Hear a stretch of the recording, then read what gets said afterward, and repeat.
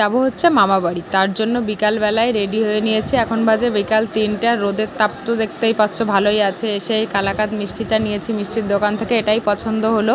তারপর অটোয় বসে আছি, অটো 5 মিনিট পর ছেড়ে দিয়েছিল। আর এই যে কলেজটায় দেখছো, এই কলেজটায় আমি পড়াশোনা করতাম। এটা আমাদের বগুলা কলেজ।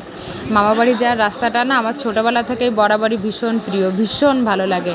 আর এই যে আমার মাসি আর আমি দুজনে সাইকেল নিয়ে বেরিয়ে পড়েছি। মাসি বলল চল একটু রাস্তায় যাই, আমার একটু বাজারে কাজ আছে।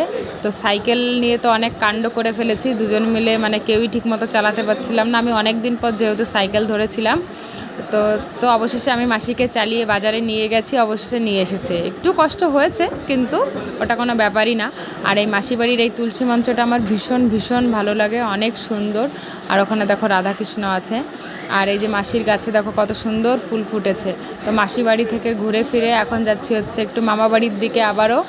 আর এই দেখো সব পাটের খড়ি, মানে পাট থেকে খড়ি বের করে পাটখাটিগুলো রাস্তার দুপাশে শুকাতে দিয়েছে। মামাবাড়ির এখানের পরিবেশটা আমার ভীষণ ভীষণ ভালো লাগে, চারিদিকে শুধু সবুজ আর সবুজ। আমরা প্রায় অনেকজন মিলে মামাবাড়িতে ঘুরতে এসেছি, যেহেতু আজকে মামাবাড়িতে একটা অনুষ্ঠান, জন্য সবাই মিলে সবার বাড়িঘর ঘুরে ঘুরে দেখছিল। আর মামাবাড়ি মাসি বাড়ির পাশাপাশি এখানে মাসি আমাকে আপেল কেটে দিয়েছিল, সেই আপেলটাই খাচ্ছিলাম। তারপর চলে এসেছিলাম মামাবাড়ির পাশেই নার্সারিতে। এখান থেকেই সবসময় আমরা ফুল গাছ কিনি। তো নার্সারি থেকে ফুল গাছ কী কী কিনেছি সেটা তোমাদের পরে দেখাবো।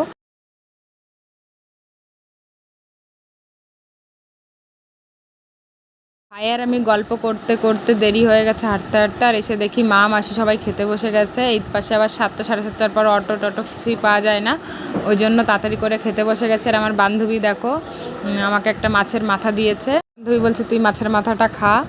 আর এখানে দেখো পিসি ভাত খাচ্ছে, আমি সেটা ভিডিও করছিলাম জন্য পিসি ভাত খাওয়া বন্ধ করে দিয়েছে। এখানে ভাইও পুরো পেট ভরে ভাত খাচ্ছে।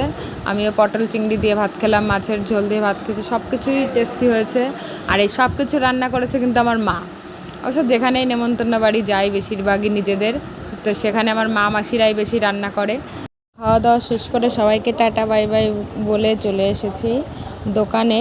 বাড়িতে যাইনি, দোকান থেকে তারপর যাব বাড়িতে। দোকানে এসে দিলাম সন্ধ্যা দেওয়া হয়ে গেলে একটু দোকানে বসে তারপর যাব বাড়িতে। ভিডিওটা কেমন লাগলো জানিও।